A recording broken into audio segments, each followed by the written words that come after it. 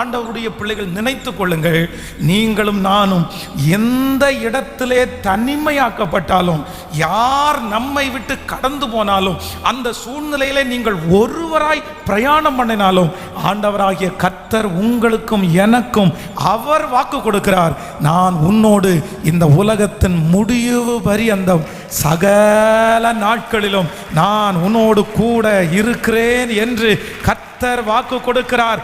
தனிமையா இருக்கிற ஒவ்வொரு பிள்ளைகளுக்கும் ஆண்டவர் கொடுக்கிற நல்ல வார்த்தை என்ன அப்படின்னா, நான் உன்னோடு கூட இருக்கிறேன். இன்றைக்கு இந்த சத்தத்தை கேட்கிற நீங்கள் யாராவது ஒருவர் தனிமையாக இருக்கலாம். பாஸ்டர், நான் தான் அந்த தனிமையாக்கப்பட்ட நபர், என்னை சுற்றி எல்லாருமே இருக்கிறாங்க, ஆனால் ஆண்டவர் இப்பொழுது கொஞ்ச நாளாக என்னை நடத்துகிற பாதை ஒரு தனிமையான பாதையாக இருக்குது, என்னால் யார்கிட்டத்துலையும் ஷேர் பண்ண முடியல, என்னிடத்துல யாரிடத்துலையும் என்னுடைய விஷயங்களை சொல்ல முடியல, நான் தனிமையிலே ரொம்ப போராடுகிறேன். ஆனால் ஒன்று நினைத்து கொள்ளுங்கள், வேதத்தில் ஆண்டவர் பயன்படுத்தின பாத்திரங்கள், வேதத்தில் ஆண்டவர் தலைவனாக்க பண்ணின சில லீடர்கள், ஆண்டவர் முன்குறித்த சில பாத்திரங்கள், அவர்கள் எல்லாரும் இந்த தனிமையின் பாதையை கடந்து வந்தார்கள்.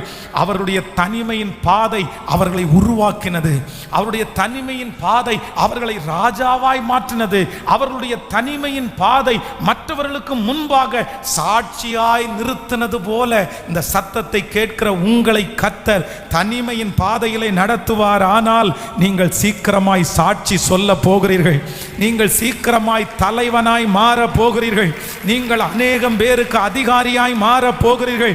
கர்த்தர் ஒரு மனிதனை தனிமைப்படுத்துகிறாரே, ஆனால் அவர்களை உருவாக்கி கர்த்தர் பயன்படுத்த போகிறார். கைகளை அசைத்து ஒரு ஹல்லேலூயா சொல்லலாம். அப்போஸ்தலனாகிய பவுல் ஊழியம் செய்த நாட்களிலே நிறைய பேர் அவனுக்கு ஆதரவாக இருந்தார்கள். வேதம் சொல்கிறது, அவன் போகிற இடத்துல சிலர் கண்களை பிடுங்கி கொடுக்கிறதுக்கு ஆயத்தமா இருந்தாங்க, சிலர் அவர்களுடைய ஆகாரத்தை அப்படியே தூக்கி கொடுத்தாங்க, சிலர் அவர்களுடைய சொத்தை நம்பி இதை வச்சுக்கோங்க அப்படின்னு கொடுத்தாங்க. ஆனா ஒரு பிரச்சனை அப்படின்னு வரும்போது, ஒரு இடத்துல பதில் சொல்லக்கூடிய ஒரு நிலைமைக்கு தள்ளப்படும் போது, அவனுக்கு விரோதமாக இருக்கிற அவனை இப்பொழுது கேள்வி கேட்க போகிற அதிகாரம் ரொம்ப பெருசு. அவர்கள் ராஜாக்கள் என்று அறிந்த போது, ஒரு பிரச்சனை நேரிட்ட உடனே வேதம் சொல்லுகிறது, எல்லாரும் அவனை தனியா விட்டுட்டு, கண்ணை பிடுங்கி கொடுப்பேன்னு சொன்னவங்க அந்த இடத்துல இல்லை, சொத்தை கொடுக்குறேன்னு சொன்னவங்க அந்த இடத்துல இல்லை, நீங்க எங்க போனாலும் உங்களோட நான் வருவேன்னு ப்ராமிஸ் பண்றவங்க அந்த இடத்துல இல்லை. ஆனா அப்போஸ்தலனாகிய பவுல் ஒன்று மட்டும் சொல்லுகிறார், கர்த்தரோ எனக்கு ஆதரவாய் இருந்தார். ஆமேன். கர்த்தருடைய பிள்ளைகளே, நிறைய பேர் உங்களுக்கு வாக்கு கொடுத்திருக்கலாம், நான் உன்னை விட்டு விலக மாட்டேன், செத்தா கூட நான் உன்னை விட்டு போக மாட்டேன், எனக்கும் உனக்கும் இருக்கிற பாண்டேஜ் ரொம்ப பெருசு, நான் எந்த இடத்துலையும் உனக்காக நான் நிற்பேன், நான் போலீஸ் ஸ்டேஷனில் உனக்காக நிற்பேன், உன்னை எந்த இடத்துல திட்டுனாலும் அந்த இடத்துல நான் உனக்காக நிற்பேன். ஒரு காலத்தில் உங்களோட வாக்கு கொடுத்தவங்களை நீங்கள் ரொம்ப நம்பி இருக்கலாம், ஆனால் இன்றைக்கு நீங்கள் பதில் சொல்ல வேண்டிய ஒரு சூழ்நிலைக்கு தள்ளப்பட்டிருக்கலாம். ஒரு கடனின் மூலமாகவோ ஒரு பிரச்சனையின் மூலமாகவோ நீங்கள் யாராவது ஒருத்தர் அந்த இடத்துல எனக்கு சப்போர்ட்டிவாக பேசுறதுக்கு ஒரு 5 பேர் இருந்தால் பரவாயில்லையே, ஒரு 4 பேர் அந்த இடத்துல வந்தால் பரவாயில்லையே, அப்படிப்பட்ட ஒரு சூழ்நிலையிலே உங்களுக்கு வாக்கு கொடுத்த நிறைய பேர் கண்டுக்காம ஒதுங்கி நிற்கலாம். இந்த பிரச்சனை எனக்கு வந்தா, இந்த பிரச்சனை எனக்கு வந்துருமோ, இவங்க என்ன மாட்டி விட்டுருவாங்களோ, நான் பதில் சொல்ல போய் நான் அந்த கடனை கட்ட வேண்டியது இருக்குமோ, நான் பதில் சொல்ல போய் அவர்களுக்கு நான் நிற்க வேண்டியது வந்துருமோ, ஏன் வாழ்வாதாரம் கெட்டுருமோ, அதனாலே ஒருவேளை வேண்டுமென்றே நிறைய பேர் நான் வர முடியாது, எனக்கு வேலை இருக்குது, நான் அங்கே போகணும் இங்கே வரணும் அப்படின்னு காரணம் சொல்லி உங்களை தட்டி கழித்து கொண்டே இருக்கலாம். ஆனால் இஸ்ரவேலின் ஜெயபலமான கர்த்தர் இன்றைக்கு வந்ததிலிருந்து உங்களோட பேசி கொண்டிருக்கிற தேவன், ஆராதனை வேளையிலே பேசின கர்த்தர், இப்பொழுது இந்த செய்தி வேளையில கர்த்தர் உங்களை பலப்படுத்துகிறார், கர்த்தர் உங்களை திடப்படுத்துகிறார். மகளே, நீ யாருக்கு முன்னாடி பதில் சொல்ல நிற்கும் போதும், மகனே நீ எவ்வளவு பெரிய பிரச்சனைக்கு முன்பாக நிற்கும் போதும், எல்லாரும் வருவதற்கு மறந்து போனாலும் அந்த இடத்திலே உனக்காக அப்போஸ்தலனாகிய பவுலுக்காக பேசுகிறதற்கு ஒருவர் உண்டானால், அவனை பலப்படுத்துவதற்கு ஒருவர் உண்டானால், அவனை தைரியப்படுத்துவதற்கு ஒரு உண்டானால், கரங்களை தட்டி கொண்டிருக்கும் போதே அந்த சோதனையை நீ தனியாய் சந்திப்பதற்கு கர்த்தர் உங்களை பலப்படுத்துகிறார். நீங்கள் தனியாய் எதிர்கொள்வதற்கு கர்த்தர் உங்களை பலப்படுத்துவார். ஹல்லேலூயா. ஹல்லேலூயா. இதற்கு முன்பாக நான் இப்படிப்பட்ட சூழ்நிலையிலே தனியாக நின்றதே இல்லையே. என் கூட யாராவது ஒருத்தர் இருப்பாங்க பாஸ்டர். ஒன்று எங்கள் அம்மா இருப்பாங்க, இல்லைன்னா எங்கள் அப்பா இருப்பாங்க. யாராவது ஒருத்தர் இல்லாமல் நான் இப்படிப்பட்ட சூழ்நிலையை இதுவரைக்கும் நான் எதிர்கொண்டதே இல்லை. கர்த்தர் என்னை இப்போ நடத்துகிற ஒரு பாதை தனியாக என்ன போய் நிற்க பண்ணுறாரு, அந்த இடத்துல தனியாக போக பண்ணுறாரு. எனக்கு பயமாக இருக்குது. நான் எப்படி திரும்பி வருவேன்? வெற்றியோடு திரும்பி வருவேனா? சமாதானத்தோடு அந்த காரியத்தை முடிப்பேனா? அப்படி என்கிற கலக்கம் யாராவது ஒருத்தருக்கு இருக்குமானால் கர்த்தர் உங்களுக்கு மறுபடியும் வாக்கு கொடுக்கிறார். உன்னுடைய தகப்பனார் இருந்த அந்த ஸ்தானத்திலே நீ தனிமையாய் போகும்போது பரம தகப்பன் உங்களோடு கூட வருகிறார். உன்னுடைய தாய் இருக்க வேண்டிய அந்த இடத்துல இயேசு உங்களோடு கூட பிரயாணம் பண்ணுகிறார். உங்களுடைய ஓனர் பிரயாணம் பண்ணி வர வேண்டிய அந்த இடத்துல கர்த்தர் தலைவராய் இருந்து உங்களோடு பிரயாணம் பண்ணி வருகிறார். கர்த்தர் வாக்கு கொடுக்கிறார், நான் உங்களை திக்கற்றவர்களாக விடேன், நான் உங்களை திக்கற்றவர்களாய் விடேன். நீங்கள் தனிமை இல்லை, நீங்கள் தனிமை இல்லை. யார் சொன்னது நீங்க தனிமைன்னு? எதுக்கு நீங்க சொன்னீங்க தனிமைன்னு? உங்க பிள்ளை தனிமைன்னு நீங்க ஏன் சொன்னீங்க? இந்த குடும்பம் தனிமைன்னு ஏன் சொன்னீங்க? எல்லாரை விட்டு நான் மட்டும் தனியா இருக்கிறேன்னு நீங்க ஏன் அறிக்கை செய்தீங்க? கர்த்தர் இன்னைக்கு கர்த்தர் உங்களை கைகளை பிடித்து உங்களை விசுவாசத்துல பலப்படுத்தி சொல்றாரு, நான் அவ்வளோ பெரிய பராக்கிரமசாலியாவும் கூட இருக்கிறேன், வல்லமையுள்ள தேவனாவும் கூட இருக்கிறேன். ஓ 10,000 தூதர்களுக்கும் மேலான பிரசன்னத்தோடு கர்த்தர் உங்களோடு இருக்கிறார். நான் நம்புகிறேன் இந்த ஆராதனை முடிய முடிய உங்களுக்கு ஒரு பலன் வரப்போகிறது. அது அப்பா இருந்ததை விட பலன், அம்மா உங்க கூட இருந்ததை விட பலன், உங்களுக்கு சப்போர்ட் பண்றவங்க இருந்ததை விட ஒரு பெரிய பலன். ஹல்லேலூயா. நீங்க தனியாக தான் அந்த பிரச்சனையை சந்திப்பீங்க. ஆனா உங்களுக்கு இருக்கிற பலன் 1000 பேர் உங்களை சுற்றி இருக்கிறது போல ஒரு பலத்தை கர்த்தர் தருவேன் என்று வாக்கு கொடுக்கிறார். கைகளை எல்லாரும் மேல உயர்த்தி நம்புற ஆண்டவரேன்னு சொல்லுங்க. முழு பலத்தோடு கூட சொல்லுங்க. நிறைய பேருடைய பிள்ளைகளோட ஆண்டவர் பயணம் போகிறார். Thank you Jesus. தனியாக அனுப்பப்பட்ட உன் பிள்ளையோடு கர்த்தராகிய ஆண்டவர் கடந்து போகிறார். வெளி ஊரிலே வெளிநாட்டிலே அந்த மகள் அந்த மகன் தனியாக இல்லை. அவளை தாயின் கருவிலிருந்து உருவாக்கின கர்த்தர், அவனை தாயின் கருவிலிருந்து வேறு பிரித்த கர்த்தர், அவன் போகிற இடமெல்லாம் அவனோடு கூட இருந்து நடத்துவேன் என்று வாக்கு கொடுக்கிறார். கைகளை உயர்த்தி நம்புற ஆண்டவரேன்னு சொல்லுங்க. சொல்லுங்க, நான் தனியாக இல்லை, நான் தனியாக இல்லை. ராஜாதி ராஜா என்னோடு கூட அவர் இருக்கிறார். ஹல்லேலூயா. சோ தனிமை தனிமை தனிமை. எனக்கு பேச்சு துணைக்கு கூட யாருமே இல்லை, என்னை யாருமே பார்க்கறது இல்லை, எனக்கு சொந்தமே இருக்க மாட்டாங்களா, எனக்கு நண்பர்களே ஒட்ட மாட்டாங்களா அப்படின்னு சொல்லுகிற ஒவ்வொரு பிள்ளைகளையும் உங்களுடைய மனதில் ஆணித்தரமாய் ஒன்றை நீங்க நம்பணும். இல்லை, இந்த உலகத்தில் மகா பெரிய தேவன் என்னோடு கூட இருக்கிறார். உன்னதமான தேவன் என்னோடு கூட இருக்கிறார். அவருடைய கோலும் அவருடைய தடியும் என்னை தேற்றும். என் தனிமையின் பாதையில் என்னோடு இருக்கிறவர் கர்த்தர். ஹல்லேலூயா. தனிமையின் பாதையில் தகப்பனே உம் தோளில் சுமந்ததை நான் மறப்பேனோ, சுமந்ததை நான் மறப்பேனோ. தனிமையின் பாதையில் தகப்பனே உம் தோளில் சுமந்ததை நான் மறப்பேனோ, சுமந்ததை நான் மறப்பேனோ. கைகளை தட்டி சொல்லுவோம். எத்தனை அன்பு என்னே, எத்தனை பாசம் என்னே, எத்தனை அன்பு என்னே, எத்தனை பாசம் என்னே. இதற்கீடு என்ன தருவேன் நான், இதற்கீடு என்ன தருவேன் நான், இதற்கீடு என்ன தருவேன் நான், இதற்கீடு என்ன தருவேன் நான். பல சபித்து என்னை தோற்றும் போதெல்லாம் என்னை ஆசீர்வதி உயர்த்தி மகிழ்ந்தீரே. சபித்து என்னை தோற்றும் போதெல்லாம் என்னை ஆசீர்வதித்து உயர்த்தி மகிழ்ந்தீரே. உங்க உள்ளத்துக்குள் என்னை வரைந்தீரே. இதற்கு என்ன தருவேனா சொல்லுவோம்.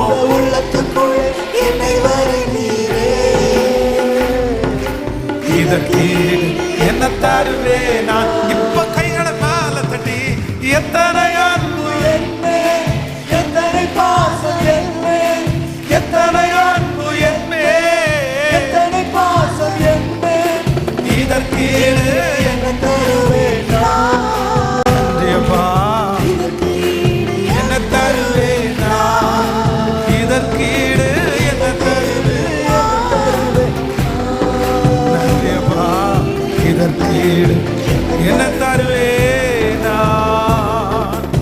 ஹல்லேலூயா. உங்களை தனியாய் ஆண்டவர் நடக்க பண்ணுகிறார் என்றால், உங்களை எல்லாவற்றை விட்டு கர்த்தர் பிரிச்சு கர்த்தர் கொண்டு வர்றாருன்னா, சிலருடைய உதவி, சிலருடைய நம்பிக்கை, சிலர் கொடுத்த வாக்கு உறுதிகள் நமக்கு எதிராய் நிற்கிறது என்றால், நீங்க யாரும் கவலைப்பட வேண்டிய அவசியம் இல்லை. கவலைப்பட வேண்டிய அவசியம் இல்லை. கடைசி வரை உங்களோடும் என்னோடும் பிரயாணம் பண்ணுகிற கர்த்தர் என்னை விட்டு விலகவும் மாட்டார், என்னை கைவிடவும் மாட்டார். நமக்கு எல்லாருக்கும் ஒரு ஆணித்தரமான நம்பிக்கை வேணும். சிலர் ஆண்டவர் நம்மை விட்டு பிரித்து தனிமைப்படுத்தும் போது ஆண்டவருடைய பிள்ளைகளை அது முழு மனசோட நீங்க ஏத்துக்கணும். நீங்க 100% ஏத்துக்கணும். சிலர் ஆண்டவர் நம்மளை விட்டு பிரிக்கிறது நம்முடைய கேடுக்காக ஆண்டவர் நம்மளை விட்டு பிரிக்க மாட்டார். ஆபிரகாமை விட்டு லோத்தை ஆண்டவர் பிரிக்கும் போது, ஐயோ எனக்கு ரொம்ப உறுதுணையா இருந்தது நபராச்சே, என்னுடைய சொந்தக்காரன் ஆச்சே, இவனை பிரிச்சா கஷ்டமா இருக்குமே, என் பேச்சு துணைக்கு என்னோட டிராவல் பண்ண வந்தது இவன் தானே, ஆண்டவரே இவனை கூட வச்சிருங்க ஆண்டவரே அப்படின்னு ஆபிரகாம் சொல்ல முடியாது. ஏன் அப்படின்னா, ஆபிரகாமை ஒரு பெரிய ஜாதியாக்க வேண்டும் என்று கர்த்தர் நினைச்சிட்டாரு.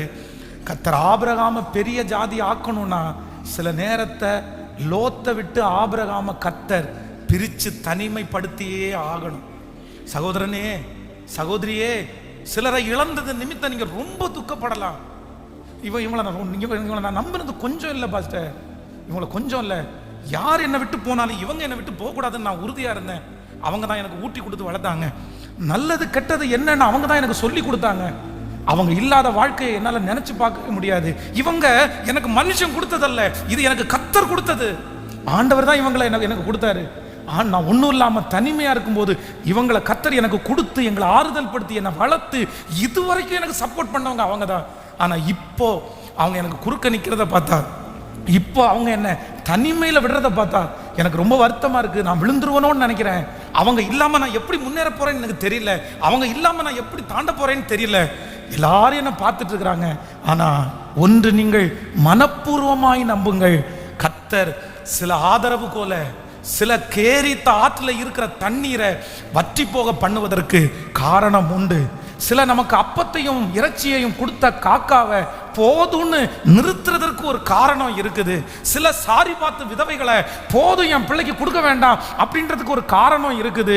38 வருடமா இருந்தாலும் முயற்சி எடுத்து எப்படியாவது அந்த குளத்துல போய் நான் அற்புதத்தை பெற்றுக்கொள்வேன்னு சொல்லி தனக்கு இருக்கிற பலத்தோட முயற்சி எடுத்து ஆனாலும் நடக்காம தனக்கு உதவி செய்யறவங்க எல்லாரும் ஒவ்வொரு வருஷமும் விட்டுட்டு போய் தனிமையாய் விடுவதற்கு ஒரு காரணம் உண்டு. உங்களை தனியாக யாரையும் டிபெண்ட் பண்ணாம நீங்க நின்று சாதிச்சு வளர்ந்து உயர்ந்து உங்கள் பேரை பெருமைப்படுத்தி உங்களை ஒரு தலைவனாகவும் உங்களை ஒரு தலைவியாகவும் மாற்றுவதற்காகத்தான் கர்த்தர் அந்த ஆதரவு கோலை உங்களை விட்டு எடுக்க போட்டார். ஒரு கேரித்த ஆற்று நீர் வற்றி போகுமே, ஆனால் ஒரு சாரி பார்த்து உதவியை கர்த்தர் உனக்காக உங்களுக்காக ஏற்படுத்துவார். அப்பத்தையும் இறைச்சியையும் கொடுக்கிற ஒரு காகம் நிற்குமானால் உங்களை போஷிக்கிறதற்கு கர்த்தர் பல ஆயிரக்கணக்கான ஆட்களை எழுப்பி ராஜாவையே எழுப்புவதற்கு நம்புறவங்க கரங்களை தட்டி கொண்டிருக்கும் போது அந்த மகிமை உங்களிடத்தில் வெளிப்படுவதாக கர்த்தர் உங்களை தனியாய் பழக்க வைக்கிறார். கர்த்தர் உங்களை தனியாய் நிற்க வைக்கிறார். கர்த்தர் உங்களுக்கு தனியாய் நின்று கர்த்தர் உங்களுக்கு சொல்லிக் கொடுக்க வைக்கிறார். இஸ்ரவேலின் ஜெயபலமானவர், உங்களை விட்டு பிரியாத கர்த்தர். நம்ம இந்த ஆராதனை முடித்து என்ன சொல்லணும் அப்படின்னு சொன்னா, ஆண்டவரே நான் தனிமை இல்லை, நீர் என்னோடு கூட இருக்கிறீர். என் பிள்ளை தனிமை இல்லை, நீர் என்னோடு என் பிள்ளையோடு கூட இருக்கிறீர். என் கணவனார் தனிமை இல்லை, என் கணவனாரோடு கூட நீர் இருக்கிறீர். என் மனைவி தனிமை இல்லை, நீர் என் மனைவியோடு கூட இருக்கிறீர். என் குடும்பம் தனியான குடும்பம் அல்ல, என் குடும்பத்திலே எங்கும் உலாவி என்னுடைய வீட்டிலே போஜனம் பண்ணி என்னுடைய வீட்டிலே தங்கி என்னை ஆசீர்வதிப்பதற்கு சொல்லுவதற்கு என் தேவன் என்னோடு கூட இருக்கிறார். ஹல்லேலூயா, ஹல்லேலூயா. ஆண்டவர் நீங்க தனிமை இல்லை அப்படின்னு நம்மளை நிரூபிக்கிறதுக்கு ஒரு 2 காரியத்தை ஆண்டவர் நமக்கு இன்னைக்கு கற்று தருகிறார். அப்படின்னா நீங்க தனிமை இல்லை அப்படின்றத எதை வச்சு நம்ம கண்டுபிடிக்கலாம் அப்படின்னா அந்த 2 காரியத்தை நம்ம வாசிக்க போகிறோம். முதலாவதாக ஒரு வசனத்தை நாம் வாசிக்க போகிறோம். 14ஆம் அதிகாரம் 21வது வசனம். சோதோமின் ராஜா ஆபிரகாமை நோக்கி, ஜனங்களை எனக்கு தாரும், பொருட்களை நீர் எடுத்துக்கொள்ளும் என்றான். அதற்கு ஆபிரகாம் சோதோமின் ராஜாவை பார்த்து, ஆபிரகாமை ஐஸ்வர்யவான் ஆக்கினேன் என்று நீ சொல்லாதபடி நான் ஒரு சரட்டை ஆகிலும் பாதரட்சியின் வாரையாகிலும் உமக்கு உண்டானவைகள் யாதொன்றையாகிலும் எடுத்துக்கொள்ளுவது இல்லை என்று வானத்தையும் பூமியையும் உண்டாக்கினவராக உன்னதமான தேவனுக்கு கர்த்தருக்கு நேராய் என் கைகளை உயர்த்துகிறேன். வாலிபர் சாப்பிட்டதற்கு போக என்னுடனே வந்த அநேகர் எஸ்கோல் மம்ரே என்றும் புருஷனுடைய பங்கு மாத்திரமே வர வேண்டும், இவர்கள் தங்கள் பங்கை எடுத்து கொள்ளட்டும் என்றார். நல்லா கவனிங்க. இங்கே ஆபிரகாம் என்கிற ஒரு மனுஷனுடைய குணத்தை பற்றி இந்த வேதத்தில் வாசிக்கிறோம். பொதுவாக ஆபிரகாம் தேவனோட நடக்கிறவன், ரொம்ப அன்புள்ள மனுஷன், அவன் எல்லாருக்கும் உதவி செய்கிற மனுஷன். பாருங்க, யுத்தத்திற்கு போயிட்டு வர்றாங்க. அப்போ இவருக்கு யுத்தத்தில் முடிச்சுட்டு அவங்க கொடுக்குற அந்த சொத்தையோ பொருளையோ வாங்குறதற்கு அவருக்கு விருப்பமே இல்லை. வேண்டாப்பா, நீ எனக்கு தர வேண்டாம், ஆனால் என் கூட வந்த இந்த வாலிபர்களுக்கு சாப்பாடு கொடுத்துரு, எல்லாருக்கும் சாப்பாடு கொடுத்துரு. இவங்க என் கூட வந்தாங்கல்ல, அவங்களுக்கு என்னென்ன வெகுமதி தரணுமோ அந்த வெகுமதியை நீ கொடுத்துரு. அப்போ ஆபிரகாமுடைய பொதுவான கேரக்டரே என்ன அப்படின்னா, தான் ஒருவேளை வாங்குறாரோ இல்லையோ, தான் ஒருவேளை சாப்பிட்றாரோ இல்லையோ, தன்னை தேடி தன்னிடத்தில் நன்மைக்காக வந்திருக்கிற ஒருத்தரை கூட வெறுமையா அனுப்பாத மனுஷன் தான் இந்த ஆபிரகாம். அது அது அந்த டிஃபால்ட்டாவே இருக்கின்றது மாதிரி அவருக்குள்ள அப்படியே இருக்கிறது. நீங்க மூன்று தேவனுடைய தூதர்கள் அவனுடைய வீட்டிற்கு வருவார்கள். அப்போ அவங்கள தூரத்தில் பார்த்த உடனே மத்தியான நேரம், இவன் ரெஸ்ட் எடுக்கிற நேரம், அந்த தூதர்கள் வந்த உடனே அவர்களை உட்கார வச்சு ஓடி போய் ஆட்டுக்கடாவை கொண்டு அடித்து அவங்களுக்கு சமைச்சு வேக வேகமாக திருப்தியாக சாப்பாடு கொடுத்து மற்றவர்களை நேசிக்கிறதற்கு ஒரு குணம் படைத்தவன் தான் இந்த ஆபிரகாம். ஆனால் ஒரே ஒருத்தருடைய வாழ்க்கையில் பார்த்தீங்கன்னா இவரால் எதுவுமே பண்ண முடியல. நீங்கள் வேதத்தில் வாசிக்கலாம். ஆதியாகமம் 21ஆம் அதிகாரத்தை எடுத்துக்கொள்ளுங்கள். 14வது வசனத்திலிருந்து நம்ம வாசிக்கலாம் தொடர்ந்து. ஆபிரகாம் அதிகாலையில் எழுந்து அப்பத்தையும் ஒரு துரித்து தண்ணீரையும் எடுத்து ஆகாருடைய தோளின் மேல் வைத்து பிள்ளையையும் ஒப்பு கொடுத்து அவளை அனுப்பிவிட்டான். அவள் புறப்பட்டு போய் பேர்சபாவின் வனாந்தரத்திலே அலைந்து திரிந்தாள். துருத்தியில் இருந்த தண்ணீர் செலவழிந்த பின்பு அவள் பிள்ளையை ஒரு செடியின் கீழே விட்டு, பிள்ளை சாகிறதை நான் பார்க்க மாட்டேன் என்று எதிராக அம்பு பாயும் தூரத்திலே போய் உட்கார்ந்து சத்தமிட்டு அழுதாள். தேவன் பிள்ளையின் சத்தத்தை கேட்டார். தேவதூதன் வானத்திலிருந்து ஆகாரை கூப்பிட்டு, ஆகாரே, உனக்கு என்ன சம்பவித்தது? பயப்படாதே, பிள்ளை இருக்கும் இடத்திலே தேவன் அவன் சத்தத்தை கேட்டார். ஹல்லேலூயா. இந்த ஆகார் ஆபிரகாம் எஜமானன், அடிமையாக விற்கப்பட்ட ஒருத்தி இந்த ஆகார். அப்படின்னா ஒரு ஊரில் போய் போரிடும் போது அந்த ஊரில் இருக்கிற ஜனங்களிலே தாங்கூட உங்க கூட நான் இருக்கிறேன், உங்க கூட நான் வேலை செய்கிறேன், இந்த எஜமானன் நல்ல மனுஷன், இவர் கண்டிப்பாக கைவிட மாட்டார், ஒரு மிகப்பெரிய நம்பிக்கையோடு ஆபிரகாமோடு சேர்ந்தவங்க தான் இந்த ஆகார். சாராய்க்கு ரொம்ப பிடிச்சிருச்சு.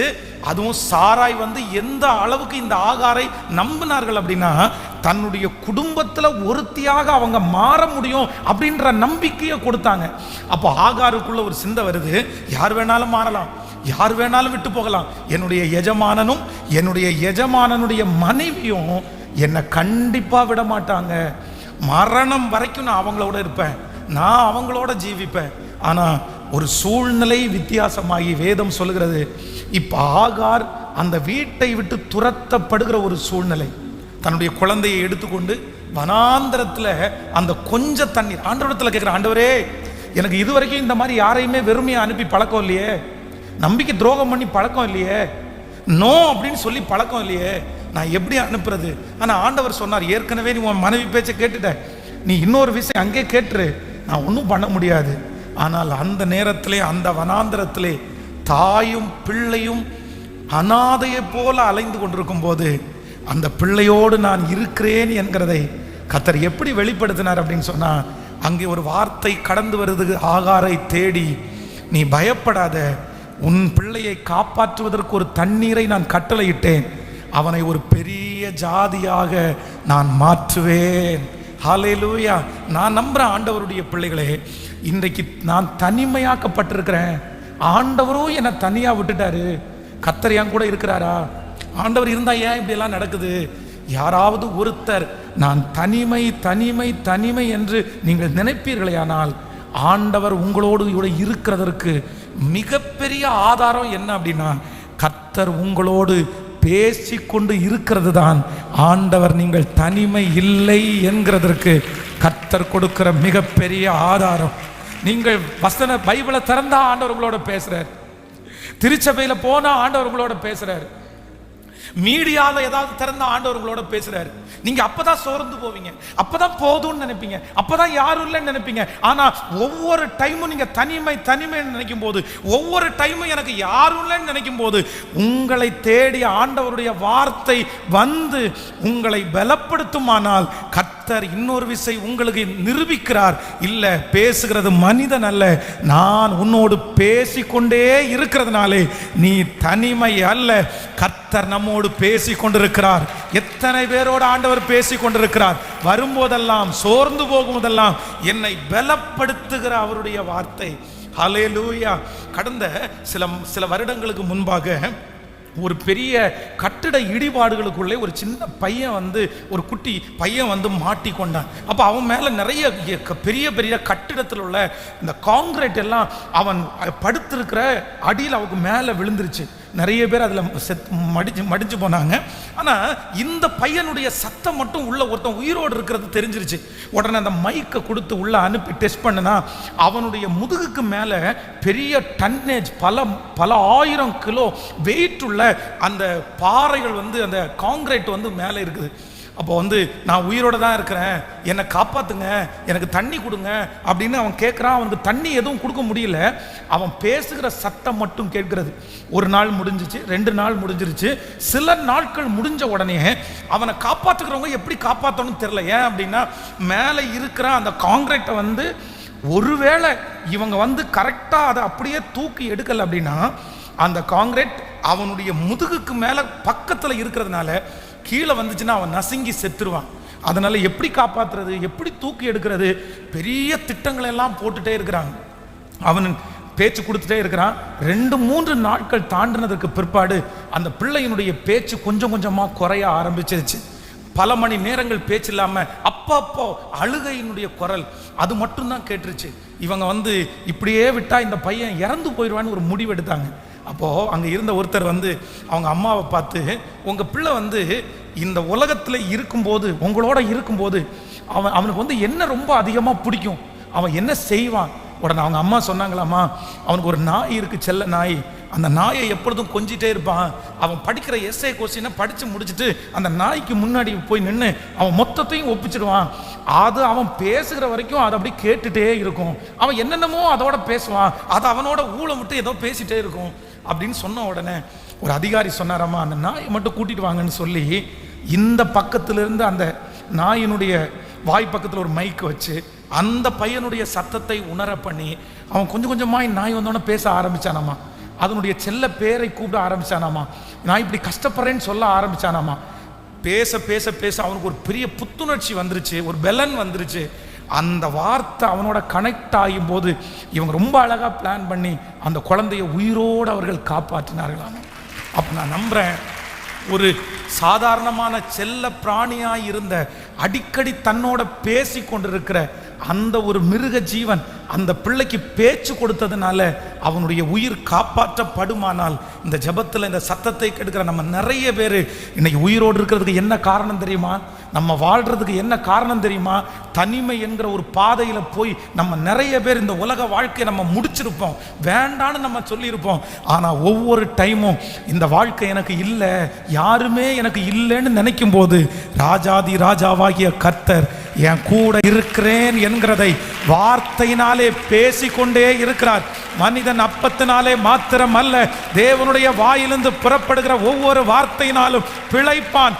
இதுவரையிலும் உங்களோடு கூட இருக்கிறேன் என்று வார்த்தையிலே நிரூபித்த கர்த்தர் இன்றைக்கு ஒரு விசை மறுபடியும் சொல்லுகிறார், இல்ல நான் உன் கூட இருக்கிறேன், நீ தனிமை இல்லை, நீ தனித்தவள் அல்ல அப்படின்றதுக்கு ஒரு பெரிய ஆதாரம் இருக்குது. என்னோடு கர்த்தர் பேசிக்கொண்டே இருக்கிறார். ஹல்லேலூயா. இது எல்லாருக்கும் கிடைக்காது, இது எல்லாருக்கும் கிடைக்காது. இந்த உலகத்தில் இருக்கிற நிறைய பேர் உங்களோட பேசுகிறதை அவர்கள் குறைவாக நினைக்கும் போது, ஏன் பேசணும்னு நினைக்கும் போது, பேசுறதுக்கு டைமே கொடுக்காம உங்களை ஸ்கிப் பண்ணும்போது, ராஜாதி ராஜாவாகிய கர்த்தர், பரமலோகத்தின் அதிபதியாகிய கர்த்தர் ஒவ்வொரு நிமிஷமும் ஒவ்வொரு நாளும் என் கூட பேசுறது எனக்கு கிடைச்ச பெரிய மேன்மை, எனக்கு கிடைச்ச பெரிய பாதுகாப்பு. எல்லாரும் கைகளை உயர்த்தி ஆண்டவரிடத்துல சொல்லுங்க, ஆண்டவரே என் கூட நீங்க பேசிட்டு இருக்கிறதற்காக நன்றி. நான் தனிமை இல்லை, நான் தனிமை இல்லை. நான் தப்பு பண்ணும்போது என் கூட பேசுறீங்க, நானா ஒரு பிரச்சனைக்குள்ள போகும்போது என் கூட பேசுறீங்க. சொல்லுங்க, சத்தத்தை உயர்த்தி எல்லாரும் சொல்லுங்க, நன்றி ஆண்டவரே, என் கூட நீங்க பேசிட்டு இருக்கிறதுனால நான் உன்னை நம்புறேன். இன்னைக்கு இதை தான் நினைச்சிட்டு வந்தேன், என்கிட்ட பேசுனீங்க ஆண்டவரே, அப்பதான் அந்த காரியத்திற்காக அழுதேன், உடனே நீங்க பேசுனீங்க ஆண்டவரே, என்னை தைரியப்படுத்திட்டே இருக்கிறீங்க, என்னை திடப்படுத்திட்டே இருக்கிறீங்க. உங்க வார்த்தை மட்டும் இல்லைன்னா நான் என்றைக்கோ மடிஞ்சிருப்பேன், அழிஞ்சிருப்பேன். ஆனா இன்னைக்கு வரைக்கும், இப்ப வரைக்கும் உங்க வார்த்தை என்னை தேற்றுகிறதற்காக, உங்க வார்த்தை என்னை தேற்றுகிறதற்காக, உங்க வார்த்தை என்னை தேற்றுகிறதற்காக நன்றியப்பா, நன்றியப்பா, நன்றியப்பா. ஹல்லேலூயா. கர்த்தருடைய பிள்ளைகளே, ஆண்டவர் நாம் தனிமை இல்லை என்கிறதை நிரூபிக்கிறதற்கு முதல்ல அவர் என்ன எடுக்கிறார் அப்படின்னா, வனாந்தரத்தில் யாருமே இல்லாத வனாந்தரம், அங்கே பேச்சு துணைக்கு ஆளே இல்லை, கண்ணு கட்டாத தூரத்தில் வெறும் ஏமாற்றத்தை மட்டும்தான் பார்க்கிறார்கள். யார் இங்க வந்து பேச போறா, யார் இங்க வந்து பேச போறா? ஆனா அந்த வனாந்தரத்தில் கர்த்தர் ஆகாருக்கு வார்த்தையை கர்த்தர் கட்டளையிட்டார். ஹல்லேலூயா. நான் நம்புறேன், உங்களுக்கு கர்த்தர் நீங்க கடந்து போகிற அந்த வனாந்தரத்தில் உங்களோட கூட கர்த்தர் பேசுவார். நீங்க நிறைய பேர் அவருடைய சத்தத்தை உணர போகிறீர்கள். நம்ம நிறைய பேர் அவருடைய சத்தத்தை கேட்க போகிறோம். அவர் நமக்கு பேசுகிற வார்த்தைகள் பெரிய பலனை கொடுக்க போகுது, சத்துவத்தை கொடுக்க போகுது. கர்த்தர் நமக்கு நெகட்டிவா இல்லை, கர்த்தர் பாசிட்டிவா தான் பேச போறாரு. உன்னை பெரிய ஜாதி ஆக்குவேன்னு கர்த்தர் பேச போறாரு. உன் பிள்ளையினுடைய சத்தத்தை கேட்பேன்னு கர்த்தர் பேச போறாரு. அவருடைய வார்த்தை, ஓ ஹல்லேலூயா, உங்களுக்கு வித்தியாசமாய் கடந்து வர போகிறது. இந்த மாதம் கடந்து வர போகிறது. அவர் ஒரு வார்த்தை பேசின உடனே உங்களுடைய பலனற்ற சரீரம் பலனாய் மாறி, தனிமை என்கிற எண்ணம் உங்களை விட்டு அற்று போகி, நீ இருக்கிற அந்த வனாந்தரத்திலே என் கூட பெரிய தேவன் இருக்கிறார், என் கூட ஒரு பெரிய தேவன் இருக்கிறார். நான் இந்த பலிபீடத்தில் பிரசங்கம் பண்ணும்போது உங்களுக்காக ஜெபம் பண்றேன். கர்த்தர் உங்கள் மேல் சித்தம் வைத்திருப்பாரானால் இந்த மாதம் முடிகிறதுக்குள்ளே அவருடைய சத்தத்தை நீங்கள் உணர்வீர்கள். கர்த்தர் தனியா உங்களிடத்துல பேசுறத உணர்வீங்க. வாலிப தம்பி உணர்வான், வாலிப தங்கச்சி நீ உணர்வ. ஆண்டவர் ஸ்பெஷலா உன்னிடத்துல வந்து பேசுவாரு. நீ தனிமை இல்லை, இந்த வனாந்தரத்துல நான் உன் கூட இருக்கிறேன்றத கர்த்தர் பேசுவாரு. அந்த ஒரு வார்த்தை உன்னை பல ஆண்டுகள் வாழ வைக்கும். அந்த ஒரு வார்த்தை இந்த தனிமை என்கிற இந்த ஃபீலை தாண்ட பண்ணும். அந்த ஒரு வார்த்தை இந்த 3 ஆண்டுகளும் படித்து முடிக்கிறதற்கு உங்களுக்கு உதவி செய்யும். அந்த ஒரு வார்த்தை நீங்கள் இருக்கிற தனிமையான அந்த எண்ணத்தை உங்களிடத்திலிருந்து மாற்றி போடும். இந்த சத்தத்தை அயல் நாட்டிலிருந்து, வெளிநாட்டிலிருந்து கேட்டுக்கொண்டிருக்கலாம். அப்பாவை விட்டு, அம்மாவை விட்டு, மனைவியை விட்டு, கணவனை விட்டு யாரோ ஒருத்தர் தனிமையா ஃபீல் பண்ணிட்டே இருக்கலாம். எனக்கு பேச்சு துணைக்கு கூட ஆள் இல்லைன்னு நினைக்கலாம். ஆனா இந்த பலிபீடத்தில் நான் ஒன்று உணர்றேன், கர்த்தர் இந்த மாதம் முடிகிறதுக்குள்ளே உங்களோட நேருக்கு நேர கர்த்தர் இடைப்பட போறார். உடைய சத்தத்தை கர்த்தர் உங்களை கேட்க பண்ண போறாரு. இனி அந்த தனிமை என்கிற உணர்வு உங்களுக்கு வரப்போவது இல்லை, வரப்போவது இல்லை. ஹல்லேலூயா. நான் நம்புறேன் ஆண்டவரே, நான் நம்புறேன். ஆமென் சொல்லுங்கள். ஸோ நம்பர் 1, முதலாவதாக நான் தனிமை இல்லை, என் கூட கர்த்தர் இருக்கிறார் என்கிறதற்கு மிகப்பெரிய அடையாளம் என்ன அப்படின்னு சொன்னா, என் கூட பேசுகிற கர்த்தர் பேசிக்கொண்டே இருக்கிறார். அவருடைய சத்தம் வருகிற வரைக்கும் என் கூட அவர் இருக்கிறார் என்ற அர்த்தம். நம்பர் 2, ரெண்டாவது ஒரு வார்த்தையை சீக்கிரமாய் தியானித்து நம்ம முடிக்க போறோம். 1 ராஜாக்களின் புஸ்தகம் 19ஆம் அதிகாரத்தினுடைய 3வது 4வது வசனத்தை வாசிக்க போறோம். 1 ராஜாக்கள் 19ஆம் அதிகாரம் 3வது 4வது. அவனுக்கு அது தெரிந்தபோது எழுந்து தன் பிராணனை காக்க யூதாவை சேர்ந்த பெயர்சபாவுக்கு புறப்பட்டு போய் தன் வேலைக்காரனை அங்கேயே நிறுத்தி விட்டான். அவன் வனாந்தரத்தில் ஒரு நாள் பிரயாணம் போய் ஒரு சூரை செடியின் கீழ் உட்கார்ந்து தான் சாக வேண்டும் என்று கோரி, போதும் கர்த்தாவே, என் ஆத்துமாவை எடுத்துக்கொள்ளும், நான் என் பிதாக்களை பார்க்கலும் நல்லவன் அல்ல என்று சொல்லி ஒரு சூரை செடியின் கீழ் படுத்து கொண்டு நித்திரை பண்ணினான். அப்பொழுது ஒரு தூதன் அவனை தட்டி எழுப்பி, எழுந்திருந்து போஜனம் பண்ணு என்றான். அவன் விழித்து பார்க்கிற போது இதோ தளரினால் சுடப்பட்ட அடையும் ஒரு பாத்திரத்தில் தண்ணீரும் அவன் தலைமாட்டில் இருந்தது. அப்பொழுது அவன் புசித்து குடித்து திரும்ப படுத்து கொண்டான். ஆமேன் சொல்லுங்கள். கர்த்தருடைய பிள்ளைகளே, இரண்டாவதாக ரொம்ப தனிமை, நான் தனித்தவனானேன், எனக்கு யாரும் இல்லை அப்படின்னு ஃபீல் பண்ணது யார் அப்படின்னா இந்த தீர்க்கதரிசி. ஒரு நாள் அவனோடு யுத்தம் பண்ண அவன் போய் பாகால் தீர்க்கதரிசிகளுக்கு முன்பாக நிற்கும் போது அந்த அற்புதத்தை பார்த்து அவனோட ஒரு பெரிய கூட்டம், கர்த்தரே தேவன், கர்த்தரே தேவன் அப்படின்னு பெரிய கூட்டத்தோடு நின்று முழங்கினான். ஆனால் இப்போ ஒரு பெரிய துக்கமான செய்தி, பயப்படுத்துகிற செய்தி அவனுக்கு வந்ததுனால அந்த ஊரை விட்டு ஓடி போய் யாரிடத்துலையும் இருக்க முடியாது, நம்ம மறைஞ்சு தான் வாழணும், நம்ம சீக்கிரட்டாக போயிடணும்னு நினச்சி தன்னுடைய வேலைக்காரனை கூட்டிகிட்டு போகிறான். இப்போது வேலைக்காரனை கூட தன்னோட கூட்டிகிட்டு போக முடியாமல் ஒரு வழியில் வேலைக்காரனை, இங்கே நில்லுப்பா, நான் கொஞ்சம் தள்ளி போகிறேன் அப்படின்னு கொஞ்சம் வேலைக்காரனை விட்டு சற்று தூரத்தில் போய் ஒரு சூறை செடியில், இதுக்கு மேலே எனக்கு என்ன இருக்குது, இதுக்கு மேலே என்ன வாழ்க்கை இருக்குது, இதுக்கு மேலே என்ன ஊழியம் இருக்குது, எனக்கு ஒன்றும் இல்லை, எனக்கு யாருமே இல்லை அப்படின்னு தனித்து படுத்து கிடக்கிறான். சமயம் ஆயிட்டே இருக்குது, அவனுக்கு பசிக்குது. அவனுடைய வேலைக்காரன் இதற்கு முன்பாக சரியான நேரத்தில் மத்தியானம், காலையில், இரவில் உணவு எடுத்து கொடுக்குற வேலைக்காரன் கொஞ்சம் தூரத்தில் இருக்கிறான். ஆனால் அந்த வேலைக்காரன் சரி, என்னுடைய எஜமானன் பசியாக இருப்பார், அவர் ஊழியக்காரரு, அவருக்கு நான் தான் இருக்கிறேன், என்னை நம்பி தான் அவர் நிறைய சாப்பிட்ருந்தாரு, இன்னைக்கு அவருக்கு என்ன கிடைக்கும், நான் போய் சாப்பாடு கொடுக்குறேன் அப்படின்னு வரல. அவர் அங்கேயே நின்றுட்டாங்க. சில நேரங்களில் இந்த உலகத்தில் இருக்கிற ஒரு இடத்துல ஆண்டவருடைய பிள்ளைகள் கற்றுக்கொள்றது ஒன்று தான். அப்படின்னா நமக்கு உதவி அற்று போயிட்டோன்னு வைங்களேன், வரமாட்டாங்க. யோபு சொல்கிறான், என் வேலைக்காரங்களுக்கு ஒரு நாள் கூட சம்பளம் நான் குறை வச்சதில்லை, எங்கள் வேலைக்காரங்களை ஒரு நாள் கூட எந்த குறையும் நான் வச்சதில்லை.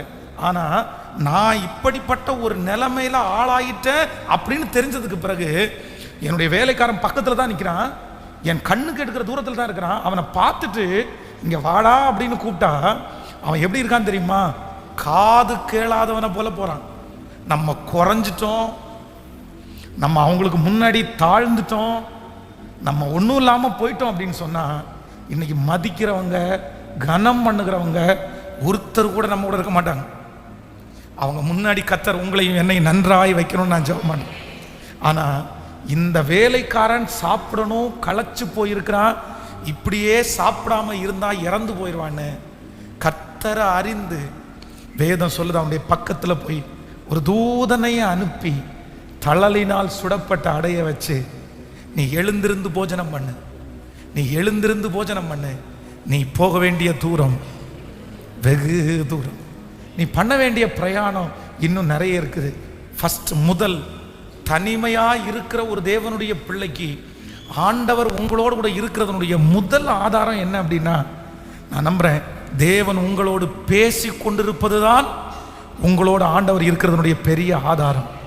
நம்பர் 2, ரெண்டாவது, தேவன் உங்களோட இருக்கிறதனுடைய இரண்டாவது மிகப்பெரிய ஆதாரம் என்னன்னா, நீங்க நினைக்காத இடத்திலிருந்து உங்களுக்கு ஒரு உதவியை கர்த்தர் கொண்டு உங்களோடு கூட இருக்கிறத கர்த்தர் நிரூபிக்கிறது தான் கர்த்தர் உங்களோடு இருக்கிறதுடைய பெரிய அடையாளம்.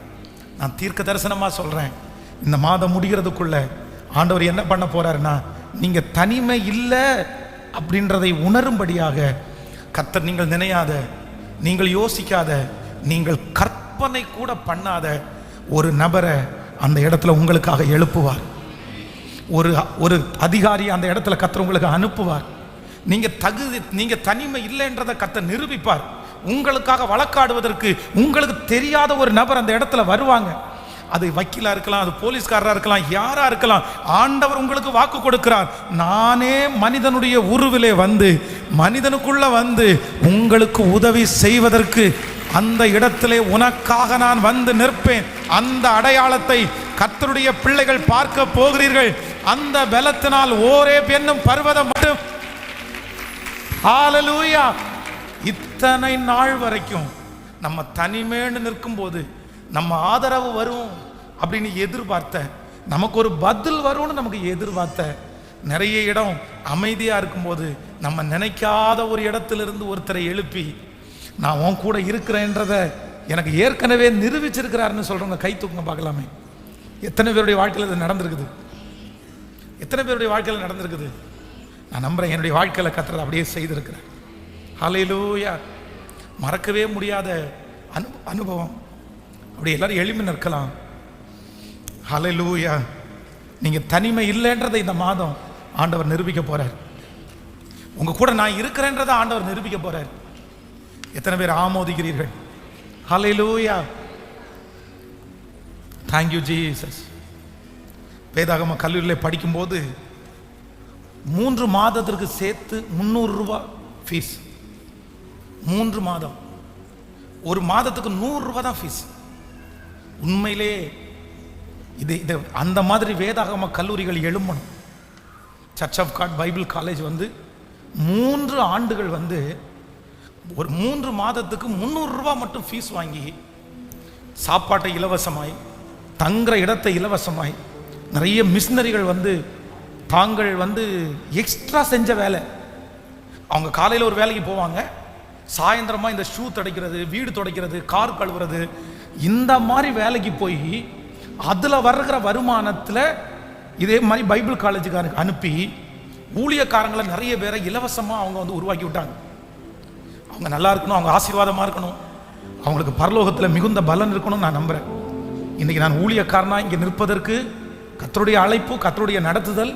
ஆனால் மிகப்பெரிய காரணம் என்ன அப்படின்னா, அந்த பைபிள் காலேஜ் வந்து அவங்க வந்து ஒரு 10,000 ரூபாய் ஃபீஸ் கேட்டிருந்தா கட்டிருக்க முடியாது, 2,000 ரூபாய் கட்டிருக்க முடியாது. அந்த 300 ரூபாவை என்னால் கட்டவே முடியல.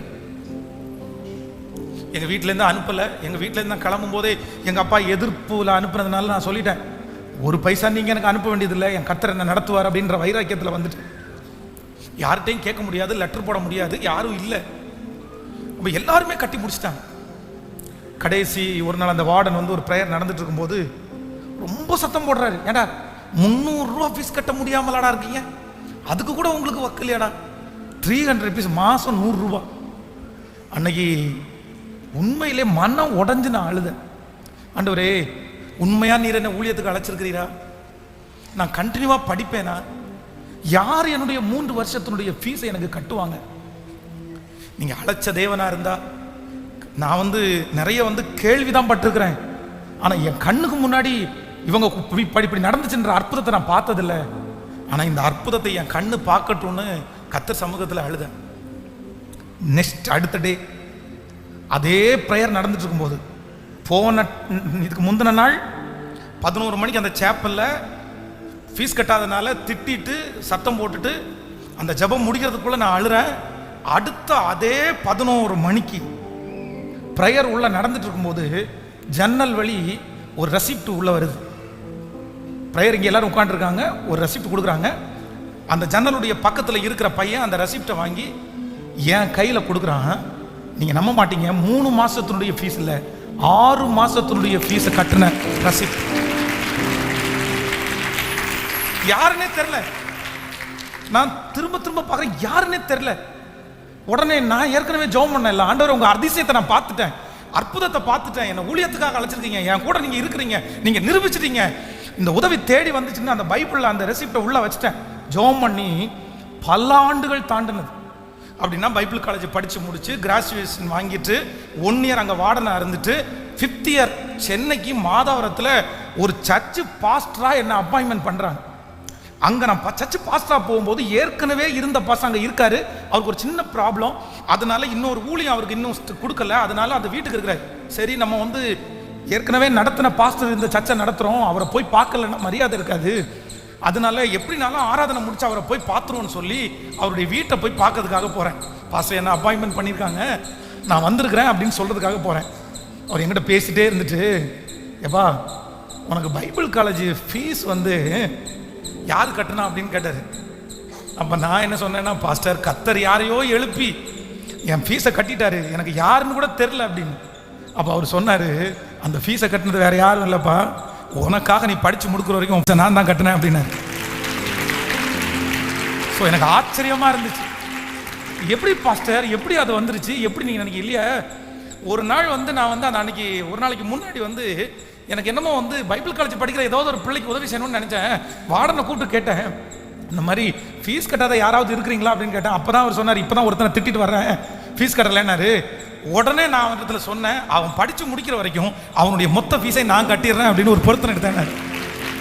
அப்போ நான் நம்புகிறேன், நம்ம தனிமேன்னு நினைக்கும் போது, நமக்கு யாருமே இல்லைன்னு நினைக்கும் போது நமக்கு உதவி செய்து ஒரு உதவியை அனுப்பி, காற்றை காண மாட்டாய், மழையை பார்க்க மாட்டாய், ஆனால் உன் பள்ளத்தாக்கு நிரப்பப்படும் சொல்லி நாம் அறியாத, தெரியாத, புரிந்திராத, கேள்விப்படாத இடத்திலிருந்து ஒரு உதவியை உங்களுக்காகவும் எனக்காகவும் அனுப்புவார். கரங்களை தட்டி கொண்டிருக்கும் போதே அனுப்புவார். தேவ பிள்ளையே, நீ தனிமை இல்லை, நீ தனிமை இல்லை, நீ தனிமை இல்லை, உங்கள் பிள்ளை தனிமை இல்லை, கணவனார் தனிமை இல்லை. எத்தனை சொந்தக்காரர்கள் உங்கள் தனிமையாய் விட்டு கடந்து போனாலும், நண்பர்கள் தனிமையாய் விட்டு கடந்து போனாலும், இந்த நேரத்திலே உங்களுக்காக பேச, உங்களுக்காக நிற்க, உங்களுக்காக உதவி செய்ய கர்த்தர் ஒரு நபரை எழுப்பி, ஹல்லேலூயா, கர்த்தர் உங்களோடு கூட இருக்கிறதை நிரூபிக்கிற காலம் வரும். கர்த்தருக்கு சித்தமானால் இந்த ஆண்டு முடிகிறதற்குள்ளே உங்களுக்கு முன்பாக இருக்கிற பலவிதமான சூழ்நிலையிலே கர்த்தர் தெரியாத இடத்திலிருந்து, அறியாத பாதையிலிருந்து கர்த்தர் உங்களுக்கு ஒரு நன்மையை வர பண்ணுவார். கரங்களை தட்டி நம்புறவங்க எல்லாம் கரங்களை தட்டி ஆமென், ஆமென், ஆமென். ஸ்தோத்திரம், ஸ்தோத்திரம். எனக்குரியதை எனக்கு தருகிற கர்த்தர். நன்றி ஆண்டவரே என்று சொல்லுங்க. நான் தனிமை இல்லை, நான் தனிமை இல்லை, என் ஓட்டத்தில் நான் தனிமை இல்லை. என் இயேசு என்னை விட்டு விலகவே இல்லை. கைகளை உயர்த்தி எல்லாரும் சொல்லி முடிக்க போறோம். Thank you Jesus. என் ஓட்டத்தில் நான் தனிமை இல்லை. நன்றியப்பா, நான் தனிமை இல்லை. ஓ ஹல்லேலூயா. என் ஓட்டத்தில் நான் தனிமை இல்லை, துணையாளர் என்னை விட்டு விலகவில்லை. தகப்பன் வீட்டில் கொண்டு சேர்த்திடுவார், தகப்பன் வீட்டில் கொண்டு சேர்த்திடுவார். நம்புவே இறுதி வரை, நம்புவே இறுதி வரை, நம்புவே இறுதி வரை, நம்புவே இறுதி வரை. யாக்கோபின் தேவன் என் துணை, எனக்கென்றும் துணை அவரே,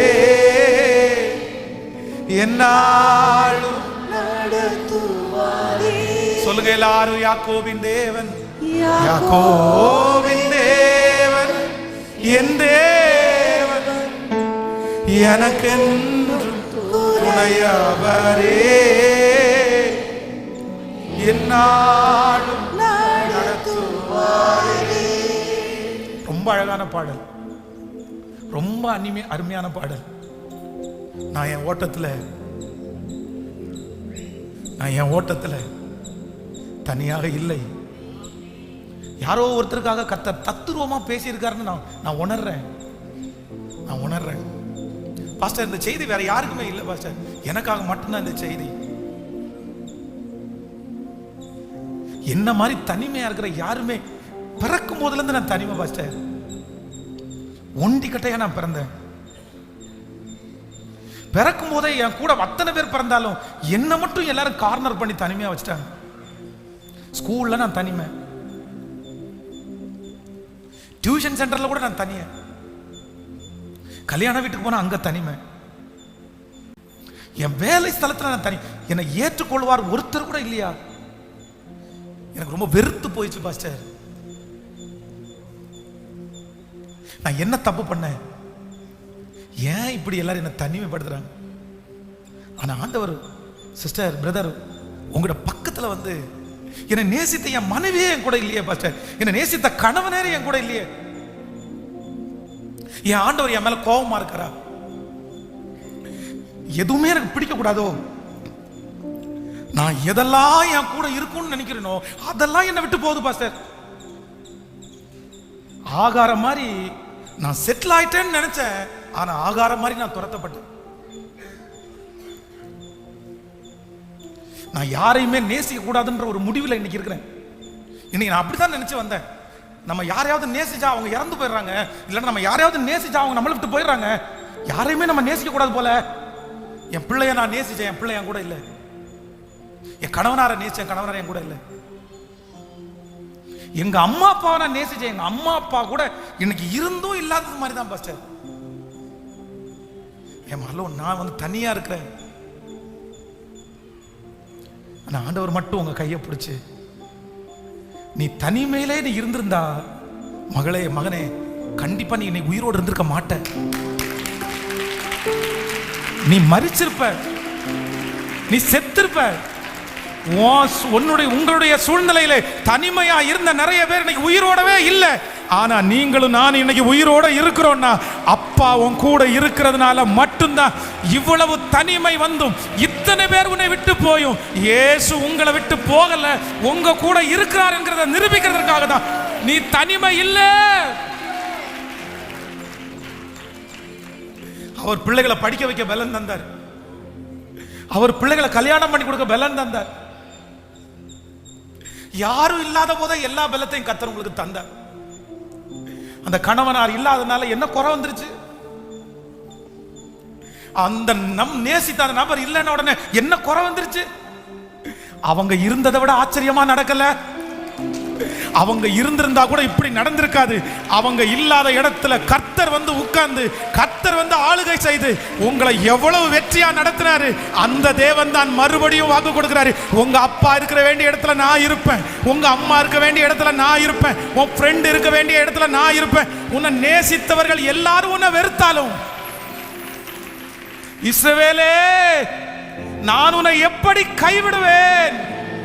எப்ராயிமே நான் உன்னை எப்படி கைவிடுவேன்?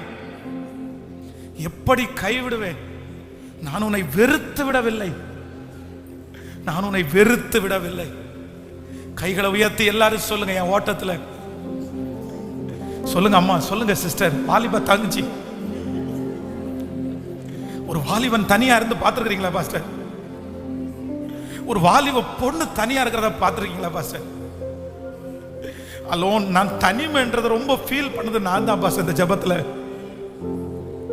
என்னமோ தெரியல, எங்க போனாலும் எனக்கு ஒரு ஃபீல் மட்டும்தான் வந்திருக்கு. நான் தனிமை, எல்லாரை விட நான் தனியா நிக்கிறது மாதிரி தான் பாஸ் எனக்கு இன்னைக்கு வரைக்கும், இப்ப வரைக்கும். என் சர்ச்சுக்கு வந்தா கூட நான் வந்துடலாம் தனிமையா தான் ஃபீல் பண்றேன். எங்க அம்மாட்ட நான் என்ன ஷேர் பண்றது, எங்க அப்பாட்ட என்ன ஷேர் பண்றது? ஹல்லேலூயா.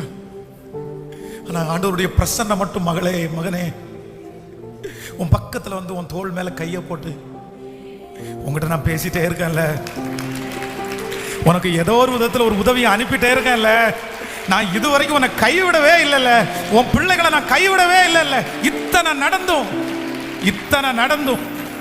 இத்தனை நடந்தும் உன் பிள்ளைய படிக்க வைக்கக்கூடிய கிருபை, உன் பிள்ளைகளை வளர்த்தக்கூடிய கிருபை, பிச்சைக்காரங்களை மாதிரி உன் பிள்ளைய நான் வைக்கல, கோடீஸ்வரனை மாதிரி தானே மற்றவங்களுக்கு முன்னாடி நான் காமிச்சேன்.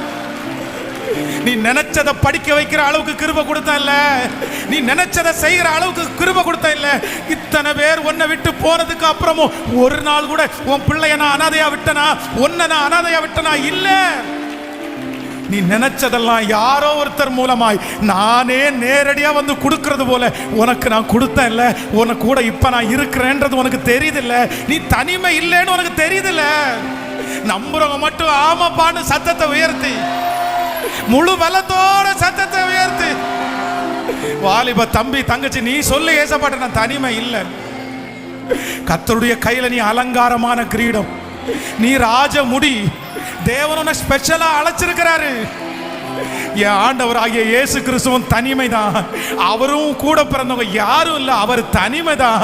தனிமையா நிற்கிறவனுக்கு பெரிய வல்லமை, பெரிய புகழ்ச்சி, பெரிய உயர்வு இருக்குன்னு காமிக்கிறதற்காக என் இயேசு மூத்த குமாரனாய் உலகத்தில் பிறந்து தனிமையை மேற்கொண்டு 12 சீடர்களும் அவருக்கு எதிர்த்து நின்றதுக்கு அப்புறம் கூட அவருடைய லட்சியத்தை நிறைவேற்றினார்ல, அந்த தேவன் உனக்கு முன்பாக இருக்கிறார். உங்களுடைய தனிமை அவருக்கு தெரியும், உங்க தனிமை அவருக்கு தெரியும். ஹalleluya.